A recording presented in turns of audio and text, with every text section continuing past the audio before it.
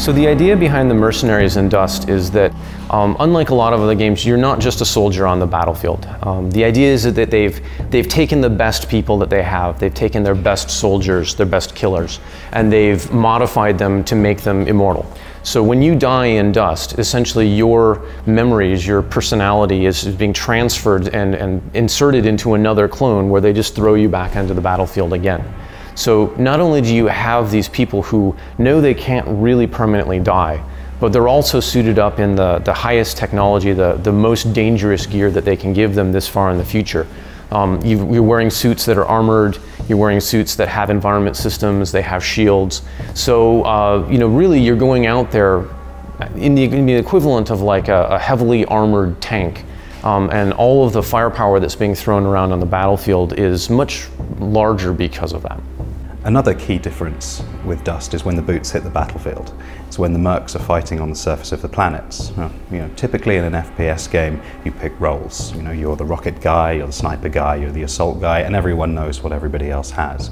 Within Dust, we have a system called fitting, which is much more akin to an RPG-style system.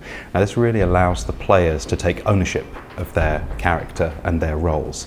They can create different fits to suit different tactics on the battlefield, and also to respond to the changing behaviors of others. This adds a further layer of strategy when you're planning your battle and trying to take control of a planet. Weapons in Dust are kind of an interesting topic as well. Most of the time when people build first-person shooters, they're trying to build guns that look like real-world equivalents. However, the Mercenaries in Dust are not actually like humans. They're biologically enhanced, they're built, they're clones, and they're wearing armor, and they've got shielding systems. So one of the things we really push for in Dust is the idea that they're more reckless with their lives, and they're more reckless with what they're willing to use as firepower than normal people are. So one of the good examples is the Galente race tends to focus on blasters. And blasters are essentially a plasma technology. You're accelerating stuff into a plasma state, wrapping it in a magnetic bottle, and then throwing at people to light them on fire. And so we really want to play up the idea that, you're immortal, you're armored, you're shielded, you know that you've been built to take more punishment than a normal human ever could.